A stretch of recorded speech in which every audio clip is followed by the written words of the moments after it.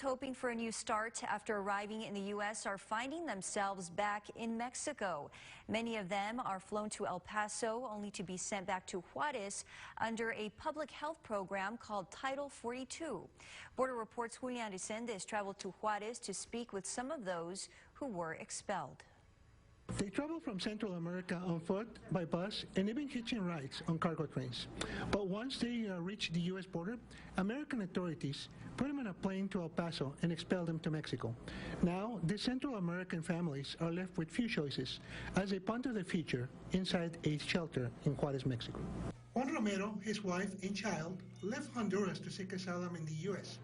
They crossed the Rio Grande just south of McAllen, Texas, early this month. When we arrived in the U.S., we turned ourselves over to immigration. They didn't treat us too well. They didn't tell us they would deport us. The same happened to Victor, a native of Olacha, Honduras. He says U.S. officials didn't give him a chance to plead for asylum after being a victim of crime in Honduras. Pues una persona está esperándome pensando que yo traigo dinero. I was coming back from work, and a person was waiting for me, thinking I had money. He was in a motorcycle and shot me in the right foot. I ran for 1,500 feet until someone helped me. Rogelio Pinal oversees a new shelter in a sports complex in South Juarez. He's hosted 1,600 migrants in 16 days. He blames smugglers for prompting Central American families to leave their homes on the false promise that the United States will let him in. He is mostly worried about the children.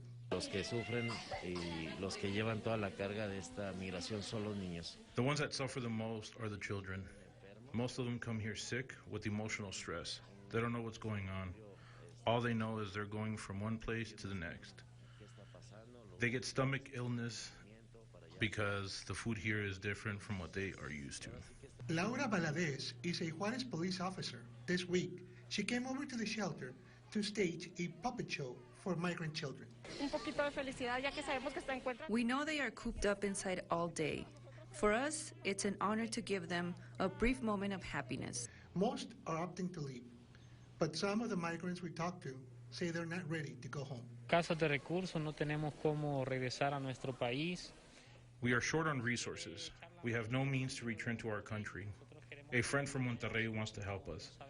We want to try there a while because things are difficult in our country. Reporting from Juarez, Mexico and El Paso, Texas, for Ktsm and Border Report, this is Julian Resendez. All right, Julian, thank you. Coming up.